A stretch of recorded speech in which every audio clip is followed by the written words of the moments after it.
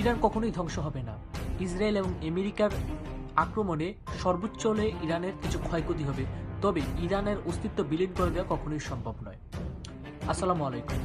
বর্তমানে Iran, Israel এবং আমেরিকার এই দ্বিপাক্ষিক যুদ্ধ দেখে অনেকে হয়তো ভাবতে পারছেন যে ইরান একা, আর অন্যদিকে ইসরায়েল, আমেরিকা এবং আরব বিশ্ব পুতুল হয়ে বসে আছে। এমত অবস্থায় ইরান কি একা পারবে ইসরায়েল এবং আমেরিকাকে টেক্কা দিতে, কিংবা ইরানের কি আসলেও টিকে থাকা সম্ভব? তাহলে চলুন আজকের এই ভিডিওতে বোঝার চেষ্টা করি। ইরানের রয়েছে বিপুল অস্ত্র এবং তাদের পুরোটা দেশের যত তাদের অস্ত্রাগার আছে এবং তাদের যত মিলিটারি বেস আছে সবগুলো হচ্ছে পাহাড়ে ঘেরা, আর সেইখানে সরাসরি হামলা চালানো খুবই কঠিন।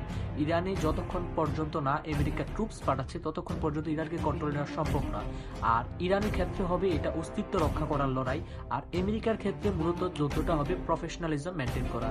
সেই ক্ষেত্রে বিষয়টা এমনই হবে যেটা হয়েছিল দ্বিতীয় বিশ্বযুদ্ধের সময়, যখন জার্মান সৈন্যের ক্ষমতা ছিল ব্রিটিশ সৈন্যদের চেয়ে 100 গুণ বেশি। তারপরও শুধুমাত্র মাইন্ডসেটের কারণে ব্রিটিশ সৈন্যদের কাছে তখন হার মেনেছিল জার্মানি, কারণ ব্রিটিশারদের কাছে তখন সেটা ছিল অস্তিত্ব রক্ষা করার লড়াই, আর জার্মানির কাছে শুধুই দখল। ইরানের ক্ষেত্র ঠিক তাই হবে। তবে এই যুদ্ধে আর কিছু হোক আর না হোক, ইসরায়েল এবং আমেরিকার দম্ভ ভাঙতে চলেছে, কারণ এই আক্রমণের পর ইসরায়েল ব্যাপকভাবে ক্ষতিগ্রস্ত হবে এবং আমেরিকাও ব্যাপকভাবে ক্ষতিগ্রস্ত হবে।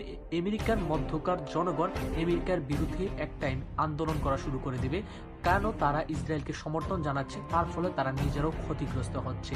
এবং আরব বিশ্ব এখন অনেকটা ইরানকে দোষারোপ করছে কেন ইরান তাদের উপর আক্রমণ করছে, কিন্তু তারা তো বুঝতে হবে যে তারা আমেরিকাকে এই মিলিটারি ঘাঁটি দিয়ে, মিলিটারি বেস দিয়ে বসে আছে, আর যেটার কারণে সবচেয়ে বেশি ক্ষতিগ্রস্ত হচ্ছে ইরান। তাই এবার সবার প্রথমে ইরান সে মিলিটারি বেসগুলোতে আক্রমণ করেছে, যেন এই, কারণ ইরান জানে যদি ফুল স্কেল ওয়ারে যায় ইরান ইসরায়েল এবং আমেরিকার সাথে, তখন এই মিলিটারি বেসগুলো ইরানের জন্য কাঁটা হয়ে দাঁড়াবে। তাই ইরান এই কাঁটাগুলো আগে থেকে সরিয়ে নিচ্ছে।